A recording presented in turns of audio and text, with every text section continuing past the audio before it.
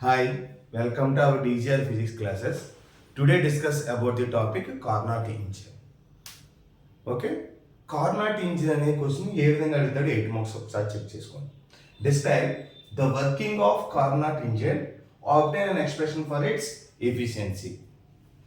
ఓకేనండి, ఇప్పుడు మనకి అసలు Carnot engine, what is Carnot engine?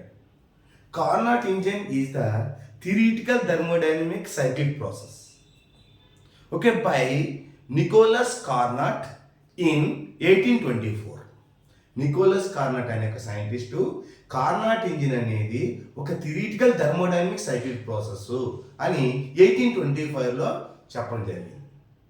ఒకప్పుడు మనకి ఈ కార్నాట్ డిఫైన్ చేసిన కార్నాట్ యొక్క ఎఫిషియన్సీని యూజ్ చేసి ఓకే థియరిటికల్గా ఒక ఫార్ములాని డెరైవ్ చేశారు. ఆ ఫార్ములాని యూజ్ చేసి మరి ఎఫిషియన్సీ పెంచడం కోసం ఈ కార్నాట్ ఇంజిన్ ఫైండ్ అవుట్ చేసిన ఫార్ములానే యూజ్ చేస్తున్నారు ప్రెసెంట్. ఓకేనండి, ఓకే. ఇప్పుడు మనకి కార్నాట్ ఇంజిన్ అంటే ఏంటి? What is Carnot engine? A reversible heat engine operating between two different temperatures. అసలు రివర్సిబుల్ హీట్ ఇంజిన్ అంటే ఏంటి? రివర్సిబుల్ హీట్ ఇంజిన్ అంటే అది ఏ ప్రాసెస్లో ఒక స్టేట్ నుంచి ఇంకొక స్టేట్కి వెళ్తుందో, ఒక ప్రాసెస్లో ఒక స్టేట్ నుంచి ఇంకొక స్టేట్కి వెళ్తుందో అదే ప్రాసెస్లో వెనక్కి బ్యాక్ సైడ్కి వస్తుంది. దాన్ని మనం ఏమంటాం? రివర్సిబుల్ ప్రాసెస్ అంటాము. ఫర్ ఎగ్జాంపుల్గా water is converted into solid.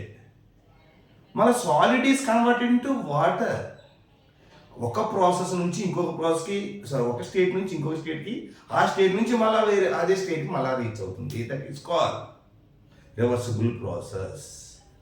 ఓకేనండి, దీన్ని మనం కార్నాట్ ఇంజిన్ అంటాము. ఓకే, ఈ reversible heat engine operating between two different temperatures is called Carnot engine. Okay, ఇక్కడ మనకి టూ డిఫరెంట్ టెంపరేచర్స్. ఆ డిఫరెంట్ టెంపరేచర్స్ ఏంటి? Source and sink. Source high temperature, okay, sink అంటే లో టెంపరేచర్ అని అర్థం.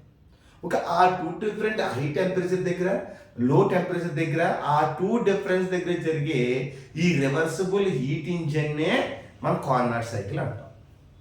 ఓకేనమ్మా, ఇది ఏ ఆపరేషన్ మీద వర్క్ చేస్తుంది? It consist of swords at high temperature, and working substance and insulating stand and a sink at low temperature. Source అంటే ఏంటి? High temperature ని సోర్స్ అంటాం. Working substance is ideal gas. Okay, sink అంటే at low temperature. Insulating stand అంటే wood. ఓకేనా, insulating stand అంటే wood. అంటే insulating stand అనేది హీట్ని అది అబ్జర్వ్ చేయదు, ఓకే, ఎమిట్ చేయదు. దాన్ని ఇన్సులేటింగ్ స్టాండ్ అంటాం. ఓకేనండి, ఓకే. ఇప్పుడు వర్కింగ్ సబ్స్టెన్స్ ఈ కార్నాట్ ఇంజిన్ యొక్క వర్కింగ్ సబ్స్టెన్స్ ఏంటంటే ideal gas. Ideal gas is the best example for helium. Helium is the best ideal gas. Okay, ఈ ఐడియల్ గ్యాస్ని ఈ సిలిండర్ లోపల అరేంజ్ చేస్తారన్నమాట. ఓకేనండి, ఇప్పుడు మనకి ఈ ప్రాసెస్ జరగడానికి కార్నాట్ అనే సైంటిస్టు 4 ప్రాసెస్లో జరుగుతుందని చెప్పి, ఆ 4 ప్రాసెస్ ఏంటి? ఓకే, ఆ 4 ప్రాసెస్ ఏంటంటే ఈ consist of isothermal process are connected to adiabatic process. అంటే 2 ఐసోథర్మల్ ప్రాసెస్లో జరుగుతుంది, 2 అడియాబాటిక్ ప్రాసెస్లో జరుగుతూ ఉంటుందని చెప్పాడు అన్నమాట కార్నాట్ అనే సైంటిస్ట్. ఓకేనండి, ఇప్పుడు మనకి అసలు ఈ ఐసోథర్మల్ ప్రాసెస్ ఏంట్రా, లేకపోతే అడియాబాటిక్ ప్రాసెస్ ఏంటో ఒక్కసారి చెక్ చేద్దాం. ఇప్పుడు మనకి ఐసోథర్మల్ ప్రాసెస్ ఒక్కసారి చూడండి. ఐసోథర్మల్ ప్రాసెస్ అంటే ఏంటి, అడియాబాటిక్ ప్రాసెస్ అంటే ఏంటో ఒక్కసారి చూద్దాం. ఒకప్పుడు మనకి ఈ ఐసోథర్మల్ ప్రాసెస్, అడియాబాటిక్ ప్రాసెస్ మన ఎగ్జామ్లో రాయకూడదు. ఒకసారి మీకు ఒక ఐడియా కోసం నేను చెప్తాను అంతే. Okay, isothermal process is a good conducting vessel. అంటే గుడ్ అబ్జర్వర్ ఓకేనండి, అంటే గుడ్ కండక్టింగ్ వెజల్ అన్నమాట. ఐసోథర్మల్ ప్రాసెస్ అనేది good conducting vessel, good conducting vessel అంటాం. ఓకే, ఇది బ్యాడ్ కండక్టింగ్ వెజల్. ఇది బ్యాడ్ అంటే ఇది హీట్ని అబ్జర్వ్ చేయదు అనమాట, హీట్ని అబ్జర్వ్ చేయదు, హీట్ని ఎమిట్ చేయదు అనమాట. Isothermal process, adiabatic process. ఓకేనండి, ఇక్కడ ఇంటర్నల్ ఎనర్జీ ఏం జరగదండి isothermal process, zero, almost zero. ఇంటర్నల్గా ఎనర్జీ ఆల్మోస్ట్ జీరో. ఇక్కడ బ్యాడ్ కండక్టింగ్ వెజల్ కాబట్టి హీట్ తీసుకోదు, హీట్ ఇవ్వదు, అదవుతుందండి. అందుకని DQ is equal to zero. ఈ ఐసోథర్మల్ ప్రాసెస్ అనేది సిస్టమ్ చూసారా, ఈ సిస్టమ్ అంటే సపోజ్ ఫర్ ఎగ్జాంపుల్ ఇక్కడ ఉందని సిస్టమ్ ఏ దగ్గర, ఈ ఏ నుంచి బీకి రావడానికి చాలా స్లోగా మూవ్ అవుతుంది అనమాట. ఓకే, ఏ నుంచి బీకి చాలా స్లోగా మూవ్ అవుతుంది, అంటే this is the piston. Piston ఇక్కడ నుంచి చాలా స్లోగా మూవ్ అవుద్ది. పిస్టన్ అంటే ఫర్ ఎగ్జాంపుల్గా మన సైడ్కి గాలి కొడుతుంది చూసారా, అది ఎగ్జాంపుల్ కింద ఇమాజినేషన్ చేసుకోండి. ఓకే అండి, అంటే ఏ దగ్గర ఉంది ఫస్ట్ బీకి రీచ్ అయింది, అది చాలా స్లోగా మూవ్ అవుతుంది అనమాట, స్లో ప్రాసెస్. ఓకే, స్లోగా మూవ్ అవుద్ది. సో అదేవిధంగా అడియాబాటిక్ ప్రాసెస్ అయితే సడన్, అంటే క్విక్లీ విత్ ఇన్ సెకండ్స్ కళ్ళు మూసి తెరుచులోకి వెళ్ళిపోద్ది అనమాట. సో క్విక్లీ అనమాట, సడన్ ప్రాసెస్ అంటాం దీన్ని. ఓకే, ఇక్కడ మనకు ఉపయోగపడే పాయింట్ ఏంటంటే ఐసోథర్మల్ ప్రాసెస్లో ఏ నుంచి బీకి మూవ్ అవ్వడానికి ఆ పిస్టన్ ఎంత వర్క్ జరిగింది అంటే W is equal to nRT into log V2 by V1. ఈ ఫార్ములా గుర్తుపెట్టుకోవాలి. ఓకే, అంటే ఏ నుంచి బీకి మూవ్ అవడానికి జరిగిన వర్క్ ఐసోథర్మల్ ప్రాసెస్లో.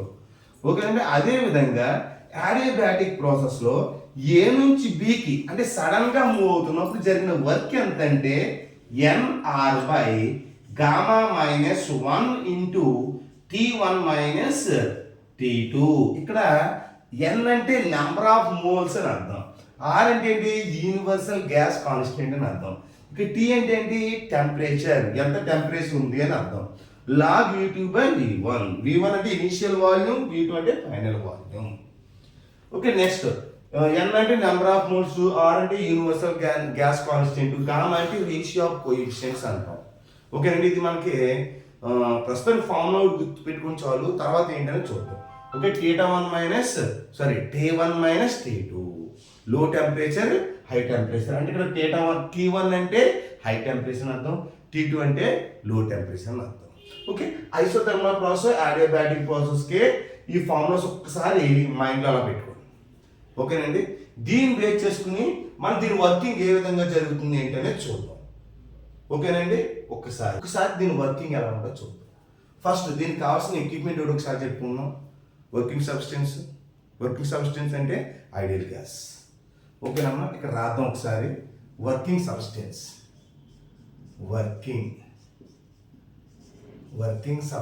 అంటే ఇక్కడ నువ్వు ఫర్ ఎగ్జాంపుల్గా బైక్ నడుపుతున్నప్పుడు వర్కింగ్ సబ్స్టెన్స్ అంటే ఏం చెప్తాం, పెట్రోల్. లారీ మూవ్ అవుతున్నప్పుడు వర్కింగ్ సబ్స్టెన్స్ అంటే ఏం చెప్తాం, డీజిల్. అలా అన్నమాట. అంటే ఈ కార్నాట్ సైకిల్ వర్క్ చేయాలంటే వర్కింగ్ సబ్స్టెన్స్ అనేది ఏంటమ్మా ఇక్కడ ఐడియల్ గ్యాస్. గుర్తుపెట్టుకొని మర్చిపోకండి, అక్కడ ఐడియల్ గ్యాస్ అంటే లైక్ హీలియం. ఓకేనమ్మా, హీలియం అనేది బెస్ట్ ఎగ్జాంపుల్ గ్యాస్కి. ఓకే, నెక్స్ట్ సోర్స్ అంటే హై టెంపరేచర్ అనమాట, హై టెంపరేచర్. ఒక హై టెంపరేచర్ అంటే T1 కింద తీసుకున్నాం. ఒక అదే సింక్ అంటే లో టెంపరేచర్ T2. ఓకే, ఇది లో టెంపరేచర్, గుర్తుపెట్టుకున్నామా, లో టెంపరేచర్. ఒకసారి రాస్తున్నాను మీకు. అదే ఇన్సులేటింగ్ స్టాండ్ అంటే వుడ్ అనమాట. హీట్ని అబ్జర్వ్ చేయదు, హీట్నేమో ఎమిట్ చేయదు అనమాట బయటికి. దీన్ని వుడ్ కింద రాద్దాం. వుడ్తో తయారు చేసి ఉంటుంది ఇన్సులేటింగ్ స్టాండ్ అంటే, బయట అబ్జర్వ్ చేసుకోదు, హీట్ని బయటకు పంపిస్తుంది అనమాట. ఫస్ట్ ఒకసారి చూద్దాం. ఇప్పుడు కార్నాట్ అనే సైంటిస్ట్ ఫస్ట్ ఏం చేశారంటే ఒక ఎక్స్పెరిమెంట్ చేద్దాం. ఫస్ట్ ఒక సోర్స్, ఒక సిలిండర్ తీసుకున్నాను. ఇలా సిలిండ్రికల్ పిస్టన్ అంటాం. దీన్ని ఏం చేశారంటే ఫస్ట్ ఈ సిస్టమ్ని ఒక సోర్స్ దాంతో ఏంటం ఇది సోర్స్ అనుకుందాం. సోర్స్ అంటే ఏంటంటే మనకి హై టెంపరేచర్. సోర్స్ అంటే T1 డిగ్రీ సెంటిగ్రేడ్ అనమాట. అంటే హై టెంపరేచర్ దగ్గర ఈ పిస్టన్ అరేంజ్ చేసినప్పుడు ఈ పిస్టన్ లోపల ఒక పిస్టన్ ఉందండి. పిస్టన్ అంటాం దీన్ని. ఈ పిస్టన్ అనేది స్టేబుల్గా ఉంది. ఇనీషియల్గా ఈ పిస్టన్కి వాల్యూస్ ఎంత అవుతుంది? Pressure P1, V1 and T1. నువ్వు ఎప్పుడైతే ఈ కండక్టింగ్ సిలిండర్ అనేది సోర్స్ మీద పెట్టావో ఆ సోర్స్ మీద ఉన్న సిలిండర్ చూసారా? ఈ పొజిషన్ ఫస్ట్ పిస్టన్ యొక్క పొజిషన్ ఇది. ఫస్ట్ పిస్టన్ అనేది ఇక్కడ ఉందనుకుందాం. ఇది పిస్టన్ అనుకుందాం. ఈ పిస్టన్ ఇక్కడ నుంచి ఏ దగ్గర ఉందనుకుందాం. ఏ దగ్గర ఉన్న పిస్టన్ ఇది ఏం చేస్తుందంటే కొద్దిగా హీట్ని అబ్జర్వ్ చేసుకుంటుందండి. హీట్ని ఏం చేస్తుందమ్మా? అబ్జర్వ్ చేసుకుంటుంది. ఎందుకంటే ఇది గుడ్ కండక్టింగ్ వెసల్ కాబట్టి, ఇది సోర్స్ కాబట్టి, హై టెంపరేచర్ కాబట్టి. హై టెంపరేచర్ దగ్గర పెట్టినప్పుడు ఇది హీట్ని అబ్జర్వ్ చేసుకుని లోపల ఉన్న గ్యాస్ చూసారా? గ్యాస్ మాలిక్యూల్స్, ఇవన్నీ గ్యాస్ మాలిక్యూల్ అన్నాం. ఇదంతా ఐడియల్ గ్యాస్. ఈ గ్యాస్ ఏం చేస్తుంది? లోపల ఇంటర్నల్గా ఫోర్స్ ఇంక్రీజ్ అయ్యి ఈ పిస్టన్ ఏమవుతుంది? స్లోగా ఏ నుంచి బీకి మూవ్ అవుతుంది. అంటే ఇక్కడి నుంచి ఇక్కడికి వచ్చింది అనుకుందాం. ఏ నుంచి బీకి ఇక్కడి నుంచి ఇక్కడికి వచ్చింది అనుకుందాం. ఎప్పుడైతే మనకి సోర్స్ మీద పెట్టినప్పుడు ఏ నుంచి బీకి వచ్చింది, అప్పుడు ఇనీషియల్గా ఉన్న వేరియబుల్స్ ఏంటి? P1, V1, T1. అవి చూడండి ఇనీషియల్గా తక్కువ ప్లేస్ ఉంది కాబట్టి వాల్యూమ్ తక్కువ ఉన్నట్టు. ఫైనల్గా బీకి వచ్చేసింది, వాల్యూమ్ పెరిగింది. ప్రెషర్ ఏమవుతున్నప్పుడు తగ్గిపోతుంది అనమాట. ఓకే, కంజెస్టెడ్గా ఉందనుకోండి ప్రెషర్ ఎక్కువ ఉంటుందండి. ఫ్రీగా ఉందనుకోండి ప్రెషర్ తక్కువ ఉంటుందండి. ఓకేనా? అంటే రూమ్ యొక్క సైజ్ తగ్గే కొద్ది ప్రెషర్ పెరిగిపోతూ ఉంటుంది అనమాట. అప్పుడు మనకి ఇక్కడ వేరియబుల్స్ ఏమవుతాయి? P2, V2, T1. ఎందుకు T1 అన్నానంటే ఓకేనా, ఇక్కడ మనకి చాలా స్లోగా మూవ్ అవుతుంది. ఈ సిస్టంలో చాలా స్లోగా మూవ్ అవుద్ది. స్లోగా మూవ్ అవుతున్నప్పుడు ఇక్కడ ఏ నుంచి బీకి చాలా స్లోగా మూవ్ అవుతుంది కాబట్టి అది ఏ నుంచి బీకి ఎక్స్టెండ్ అవుతుంది కాబట్టి దాన్ని ఏమంటాం? Isothermal extension. స్లో ప్రాసెస్లో ఉంది కాబట్టి ఈ ప్రాసెస్ని ఏ నుంచి బీకి అంటే ఏ టు బీకి జరిగే ప్రాసెస్ని ఐసోథర్మల్ ఎక్స్పాన్షన్ అన్నమాట. Okay, expansion. ఈ డయాగ్రామ్ ఏం అవసరం లేదు, మీకు ఒక క్లారిటీ కోసం ఫ్రీగా డయాగ్రామ్ చెప్తున్నాను అంతే. ఓకేనండి. ఓకే, నెక్స్ట్ ఏం చేశారంటే ఈ సిస్టమ్ని అంటే ఈ సిలిండర్ తీసుకొచ్చి ఒక ఇన్సులేటింగ్ స్టాండ్ మీద పెట్టాడు. ఈ సిస్టమ్ తీసుకొచ్చి ఏం చేశారంటే ఇన్సులేటింగ్ స్టాండ్ మీద పెట్టాడు. అంటే ఈ సిస్టమ్ ఎలా ఉంది కదా, ఇది సిస్టమ్. మళ్ళా డయాగ్రామ్ వేస్తాను చూడండి. సిస్టమ్ అంటే మీన్స్ సిలిండర్, పిస్టన్ సిలిండర్ అనమాట. దీని ఇప్పుడు ఏం చేశారంటే ఒక ఇన్సులేటింగ్ స్టాండ్ అంటే ఏంటి? వుడ్ ఇన్సులేటింగ్ స్టాండ్ మీద పెట్టేసారు. తెచ్చి ఇన్సులేటింగ్ స్టాండ్ అంటే ఏంటి? వుడ్ అనమాట. ఇన్సులేటింగ్ స్టాండ్ అంటే హీట్ని అబ్జర్వ్ చేయదు, హీట్ని ఇమిట్ చేయదు అనమాట. అది అటువంటి అరేంజ్మెంట్ని కింద పెట్టాడు. ఎప్పుడైతే అరేంజ్మెంట్ ఎలా ఉందో, ఇప్పుడు సపోజ్ ఏ దగ్గర ఉంది కదండి, ఏ అనుకుందాం. ఇది ఎక్కడ ఉందమ్మా? బి దగ్గర ఉంది. సో ఏ దగ్గర ఉన్న వాల్యూస్ ఏమవుతాయి? P1, V1, T1. ఇట్లా ఏం చేంజ్ లేదు కదా. ఓకేనా? ఆ పిస్టన్ అనేది ఇక్కడ ఉన్న పిస్టన్ బీకి రీచ్ అయింది కదా. ఆ డయాగ్రామ్ అలా వేస్తాను అంతే. P2, V2, T1 అన్నమాట. ఓకే, T1 ఎందుకంటే ఇక్కడ గ్యాస్ మాలిక్యూల్స్ వల్ల చాలా స్లోగా మూవ్ అవుతుంది కాబట్టి టెంపరేచర్లో చేంజెస్ ఏం కనిపించదండి. కాబట్టి T1 టెంపరేచర్ అనేది కాన్స్టెంట్గా ఉంటుంది. ఇప్పుడు ఎప్పుడైతే మనం ఇన్సులేటింగ్ స్టాండ్ మీద పెట్టామో అప్పుడు ఈ దగ్గర ఉన్న పిస్టన్ చూసారా? ఇక్కడ ఉన్న హీట్ ఒక కంజెస్టెడ్ అయి ఉంటుంది కదా. ఆ హీట్ని ఇది తీసుకోదు ఇన్సులేటింగ్ స్టాండ్, ఎందుకంటే ఇది వుడ్ కదా. కాబట్టి ఇది హీట్ని అబ్జర్వ్ చేసుకోదు, ఎమిట్ చేయదు. కాబట్టి ఇక్కడ లోపల హీట్ చాలా ఎక్కువ ఉంటుంది. కాబట్టి అది బి నుంచి సికి సడన్గా స్పీడ్గా వెళ్ళిపోద్ది అనమాట. అప్పుడు అంటే బి నుంచి సికి పిస్టన్ ఇక్కడికి వచ్చింది అనుకున్నాం. ఇది పిస్టన్ అనుకున్నాం. బి నుంచి సికి ఇక్కడ వచ్చింది, సికి వచ్చింది. అప్పుడు మనకి ఇదేమవుతుంది? ఇక్కడ టెంపరేచర్ చేంజ్ అవుతుంది, సడన్ ప్రాసెస్. అంటే బి నుంచి సికి ఉన్న ప్రాసెస్ ఏంటంటే క్విక్లీ, స్పీడ్. ఈ ప్రాసెస్ ఏమంటాం మనం? క్విక్లీ. ఇక్కడ రాష్ట్రం చూడండి, ఏ నుంచి బికి స్లోగా మూవ్ అవుతుంది కాబట్టి దీన్ని క్విక్లీ అంటే సడన్ ప్రాసెస్. కాబట్టి ఈ సడన్ ప్రాసెస్ని మనం ఏమంటాం అంటే యాడియాబాటిక్ ప్రాసెస్. ఇదేంటంటే ఇది యాడియాబాటిక్. అంటే ఇక్కడ రాస్తాను, ప్లేస్ లేదు కాబట్టి కొద్దిగా ఇక్కడ రాస్తాను. ఈ ప్రాసెస్ ఏమంటాము? యాడియోబాటిక్. యాడియోబాటిక్ ఎక్స్పెన్షన్ అంటాం. ఓకే, యాడియాబాటిక్ ఎక్స్పెన్షన్ అంటాం, సడన్గా మూవ్ అవుతుంది కాబట్టి. సో అప్పుడు ఇక్కడ మనకి కొన్ని వేరియబుల్స్ ఉంటాయి కదా, ఆ వేరియబుల్స్ ఏంటమ్మా? P3, V3, T2. ఓకేనమ్మా, యాడియాబాటిక్ ఎక్స్పెన్షన్లో హీట్ ఎక్స్చేంజ్ అవుతుంది.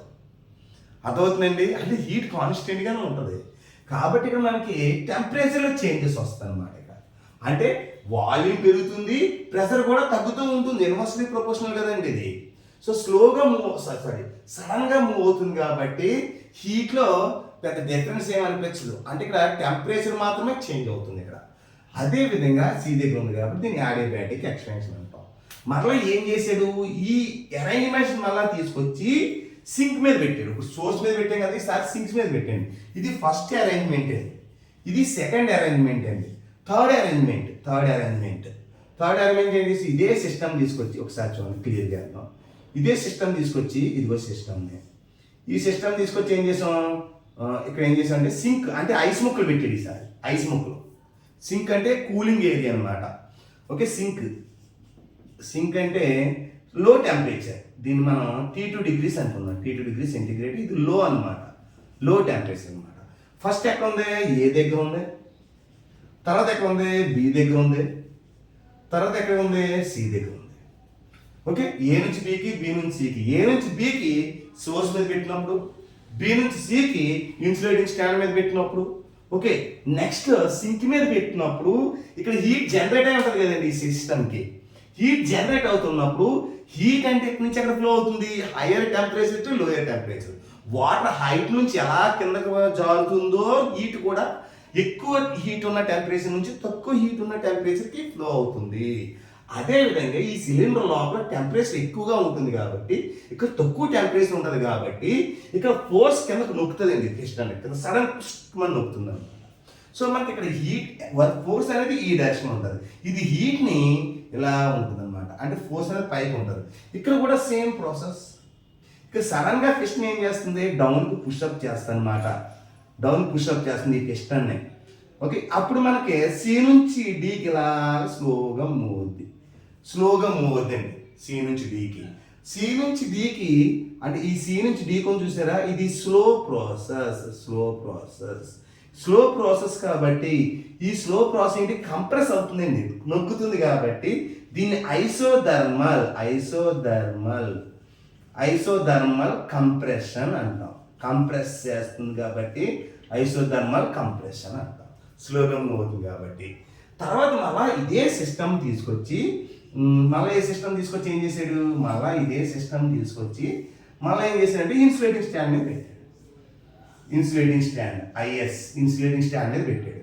ఇన్సులేటింగ్ స్టాండ్ మీద పెట్టినప్పుడు సి దగ్గర ఉన్నదేమో డీకి రీచ్ అయింది. ఈసారి డి దగ్గర ఉన్నదేమో మళ్ళీ సేమ్ అదే పొజిషన్కి వస్తుంది అనమాట, ఏకి. ఓకేనమ్మా, అంటే ఇక్కడ ఏంటిది? సార్ ఇది ఏ బి సి అనమాట. అంటే మళ్ళీ రివర్స్ ప్రాసెస్లో సి నుంచి డి కదండి, ఇలా స్పీడ్గా మూవ్ అవుతుంది అనమాట. అంటే ఈ సి నుంచి డి నుంచి ఏకి వచ్చేది స్పీడ్ ప్రాసెస్. స్పీడ్ అంటే క్విక్లీ, స్పీడ్ ఎక్కువ ఉంది కాబట్టి దీన్ని యాడియోబాటిక్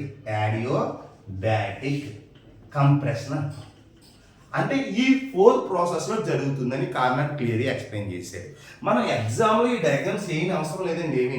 నేను ఒక గ్రాఫ్ వేస్తాను, ఆ గ్రాఫ్ మాత్రం 100% వేయాలి. బిట్వీన్ పి వర్సెస్ వి గ్రాఫ్ గీద్దాం. ఆ గ్రాఫ్ ఎలాగో చూద్దాం ఒకసారి. ఈ గ్రాఫ్ ఒకటి వేస్తే సరిపోతుందండి ఎగ్జామ్లో, ఇంకేమీ అవసరం లేదు. ఈ గ్రాఫ్ బట్టి చేసేసి ఇది వాల్యూమ్ అండి, ఇది pressure values along x axis y axis and volume values along x axis. Okay, చూద్దాం గ్రాఫ్ ఎలాగో చూద్దాం ఒకసారి.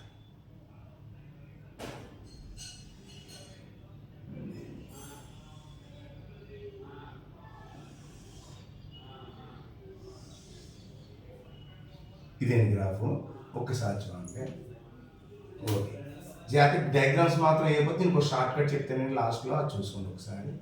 ఏ నుంచి బి, ఓకేనమ్మా. సి, ఈ పాయింట్ ఏ అనుకుందమ్మా స్టార్టింగ్ పాయింట్. ఏ దగ్గర ఉన్న వేరియబుల్స్ ఏంటమ్మా P1 B1 T1. ఓకే, ఆ వేరియబుల్స్ రాసాను P1 B1 T1. ఇక్కడ హీట్ని ఏం చేసింది, ఇది అబ్జర్వ్ చేసింది, అంటే హీట్ ఇన్ అన్నమాట. ఇక్కడ హీట్ ఇన్, ఇక్కడ ఏం అర్థం, ఇక్కడ హీట్ తీసుకుంది కాబట్టి ఇలా డయాగ్రామ్ వేసింది. హీట్ ఇన్ అని రాద్దాం.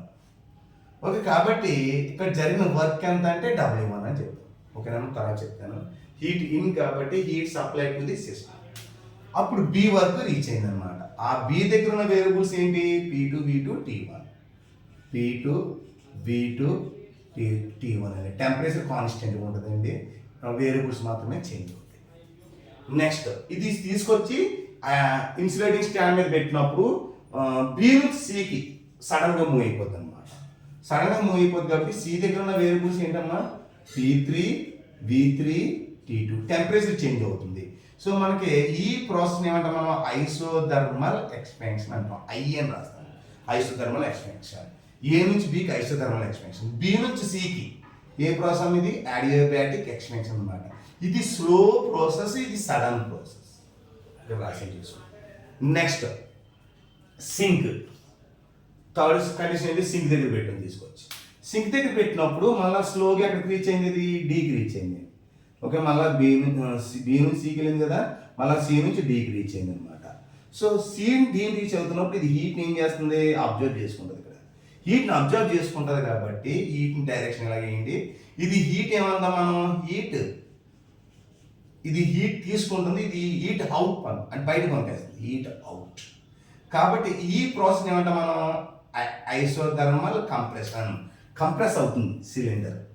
ఓకే, కంప్రెస్ అవుతుంది. సో నెక్స్ట్ ఫైనల్ స్టేజ్ ఏంటి, ఇక్కడ మళ్ళీ ఇన్సులేటింగ్ స్టాండ్ మీద పెట్టాం. ఇన్సులేటింగ్ స్టాండ్ మీద పెట్టినప్పుడు డీకి రీచ్ అయిపోయింది. ఓకే, సి నుంచి డీకి రీచ్ అయిపోయింది.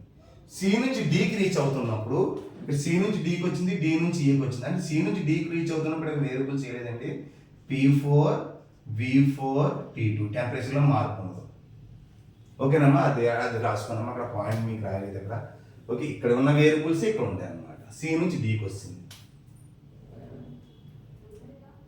సి నుంచి డీకి వచ్చిందంటే ఇక్కడ వేరియబుల్స్ ఏమవుతాయమ్మా P4 V4 T2, టెంపరేచర్లో మార్పు ఉంటుంది అనమాట.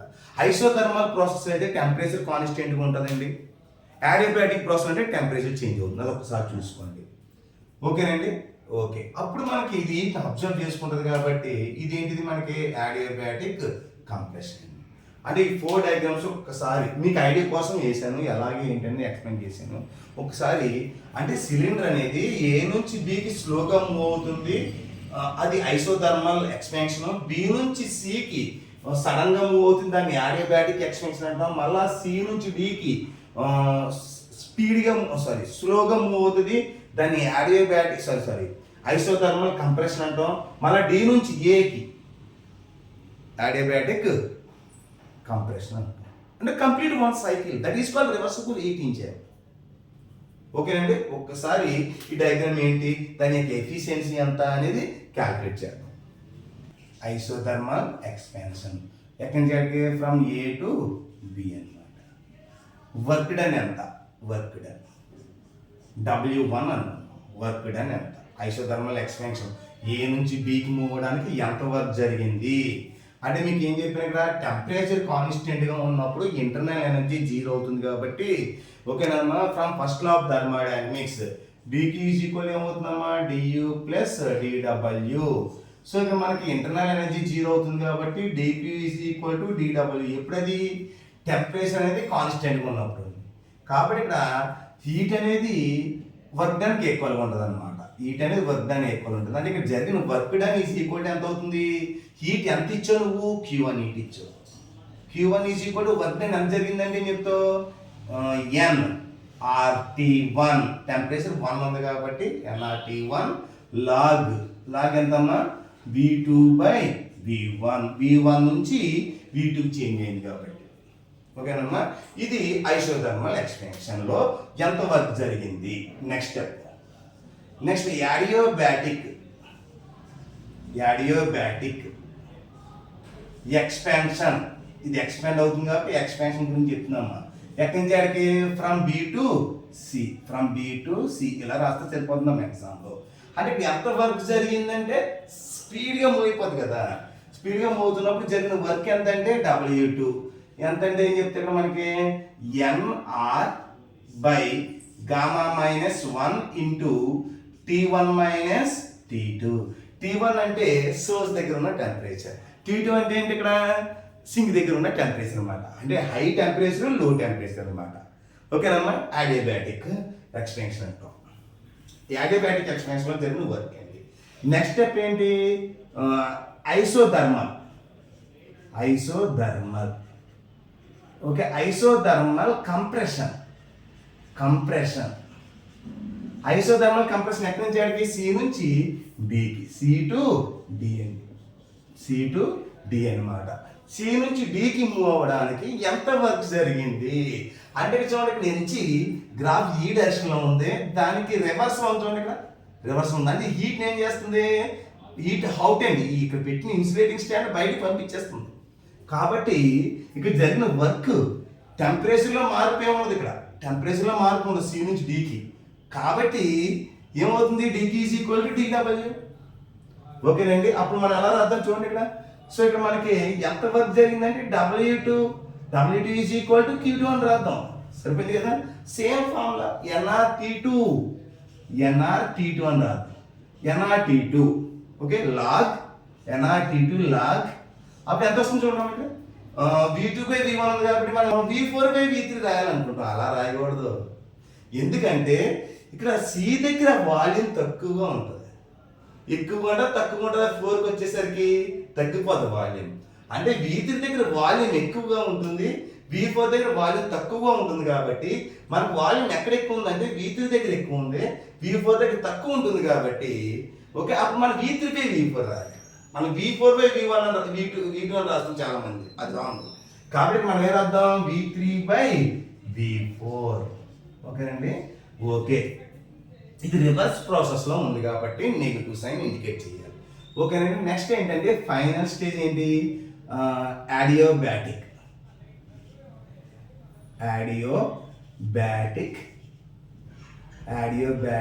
కంప్రెషన్. యాడియోబ్యాటిక్ కంప్రెషన్ ఎక్కడి నుంచి ఎక్కడికమ్మా, D to E అండి, ఫైనల్ స్టేజ్ అనమాట.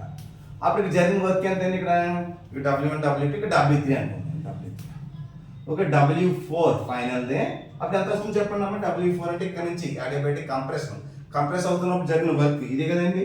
అంటే NR by gamma minus 1 into, అంటే gamma minus 1 into T1 minus T2. So ఇక్కడ మనకి మైనస్ వస్తుంది, ఎందుకంటే నెగిటివ్లో ఉంటుంది. ఇక్కడ రివర్స్ ప్రాసెస్ కదా, ఇక్కడ కూడా మైనస్ వస్తుంది, ఎందుకంటే ఇది రివర్స్ ప్రాసెస్ కదా. ఐసోథర్మల్ ఎక్స్పాన్షన్కి ఐసోథర్మల్ కంప్రెషన్ రివర్స్లో ఉంటుంది, యాడియాబ్యాటిక్ ఎక్స్పాన్షన్కి యాడియాబ్యాటిక్ కంప్రెషన్ రివర్స్లో ఉంటుంది. జాగ్రత్త చూసుకోండి, రివర్స్ ఆపోజిట్ సైన్. ఒక ఆపోజిట్ సైన్ కాబట్టి మైనస్ని ఇండికేట్ చేయాలి జాగ్రత్తగా. Okay, total work done in this process. Total work done by the gas complete one cycle. Okay, one cycle complete and total work ఎంత, దాన్ని WT అన్నాం. WT ఈజ్ ఈక్వల్ టు మొత్తం కలిపండి. అంటే అక్కడి నుంచి A నుంచి Bకి జరిగిన వర్క్ ఎంత అంటే W1 ప్లస్ B నుంచి Cకి జరిగిన వర్క్ W2 ప్లస్ C నుంచి Dకి జరిగిన వర్క్ W3. ఓకేనమ్మా. నెక్స్ట్ W4 అన్నమాట. ఇది ఐసోథర్మల్ ఎక్స్పాన్షన్, ఇది యాడియాబ్యాటిక్ ఎక్స్పాన్షన్, ఇది ఐసోథర్మల్ కంప్రెషన్, ఇది isothermal adiabatic compression. So W1 is equal to total work W1 అంటే ఎంత, ఇక్కడ మనకి ఇది రాసాను W1. Okay, NRT1 log V2/V1. ఓకేనండి. ప్లస్ W2 అంటే ఎంత అండి, NR గామా మైనస్ 1 ఎంతమ్మా, gamma minus 1 T1 minus T2. Okay, next plus minus minus, ఇది ఈజ్ ఈక్వల్ కట్ చేసుకున్నాం, ఈజ్ ఈక్వల్ టు మైనస్ ఎంతమ్మా W3 అంటేని NR T2 log V3 by V4. Okay, minus NR gamma minus 1 T1 minus T2. ఏమైనా cancel అవుతుందో చూసుకోండి. ఇక చూడండి plus NR by gamma minus 1 minus NR by gamma minus 1 ఈ రెండు cancel అయిపోతాయండి ఇక్కడ. ఇంకేం మిగిలింది మనకి ఇక్కడ NR T1 log V2 by V1 minus NR T2 log V3 by V1 మిగిలింది. ఓకే, ఇది ఒక్కసారి నోట్ చేసుకోండి. నెక్స్ట్ కంటిన్యూషన్ చూద్దాం. Therefore total work done అంటే కంప్లీట్ వన్ సైకిల్ కంప్లీట్ అవ్వడానికి ఎంత వర్క్ జరిగిందంటే is equal to NR T1 log V2 by V1 okay minus NR T2 log V3 by V4 work జరిగిందనమాట. Okay, ఇంత work జరిగినప్పుడు టోటల్గా ఎంత ఎఫిషియన్సీ ఉంది? Efficiency therefore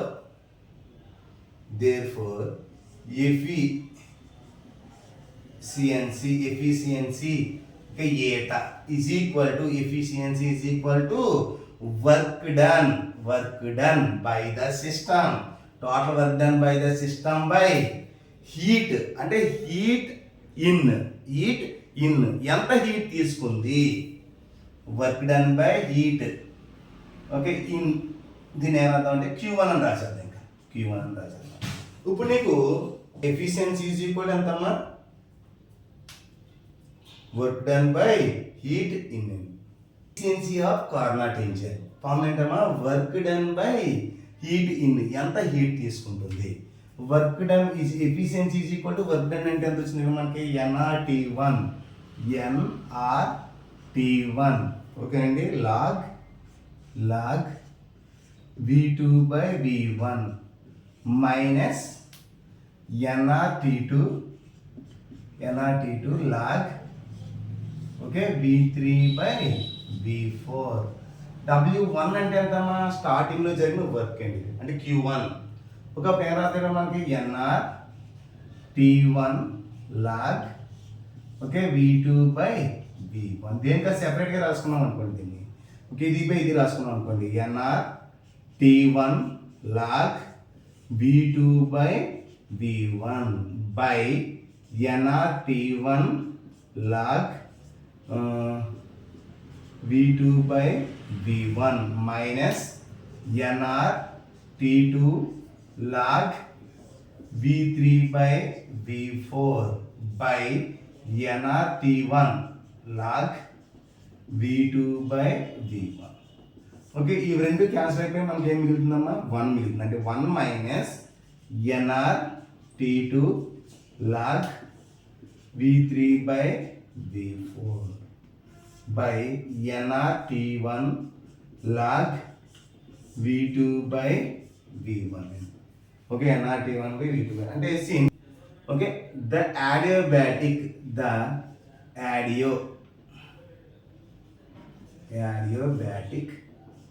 adiabatic process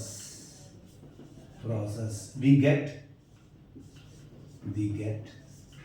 and then మనకి V2 by V1 is equal to V3 by V4. Okay, adiabatic process. ఇప్పుడు ఈ ప్లేస్లో V2 by V1 ప్లేస్లో V3 by V4 కానీ ఏదో ఒకటి రాసుకున్నాం. Equal to 1 minus NR T2 log V3 by V4 ప్లేస్లో V2 by V1 రాస్తున్నాను. మీరు ఏది ఎలా రాసుకున్నా ప్రాబ్లం లేదు. బై NR T1 log ఎంత అవుతుందమ్మా? V2 by V1. అప్పుడు మనకి log V2 by V1 log V2 by V1 cancel అయిపోతుంది. NR క్యాన్సిల్ అయిపోతుంది. అంటే efficiency is equal to 1 minus T2 by T1.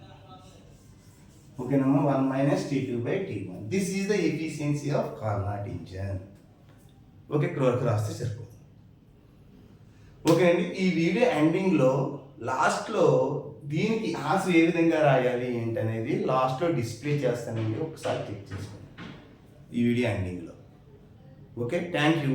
ఈ వీడియో కనుక మీకు నచ్చినట్లయితే లైక్ చేయండి, షేర్ చేయండి. ఏదైనా మీకు డౌట్స్ ఉంటే కామెంట్ రూపంలో సెండ్ చేసి ఓకేనమ్మా షేర్ చేయండి. Please subscribe the my DGR physics class. Thank you.